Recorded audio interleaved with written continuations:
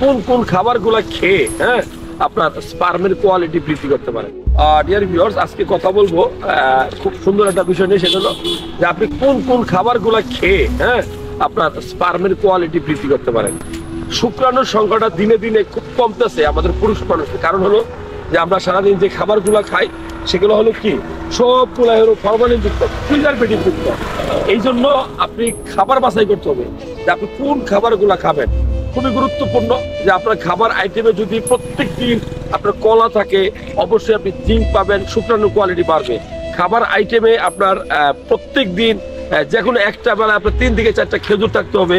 খাবার আইটেমে সকালে এবং বিকালে মিলিয়ে 2টা ডিম, অবশ্যই সে ডিমগুলো অর্ধ সিদ্ধ বা সিদ্ধ হলে সবচেয়ে ভালো হয়। আর কি খাবেন? অবশ্যই খুবই গুরুত্বপূর্ণ যেটা, সেটা হলো লাল মাংস খেতে হবে আপনাকে।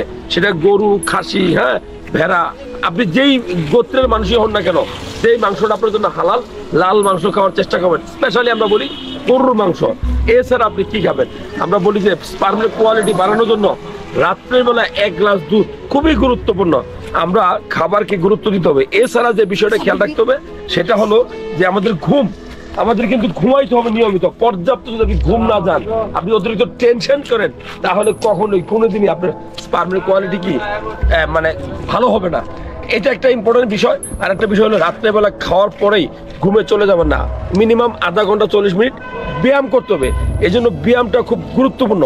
তো যারা ভিডিওটা দেখলেন, আমি বলবো খাবার যেরকম গুরুত্বপূর্ণ, আপনাকে হেলদি লাইফ, বিশেষ করে আপনাকে অল্প অল্প করে বারবার পানি খেতে হবে। পানিটা কিন্তু খুব গুরুত্বপূর্ণ।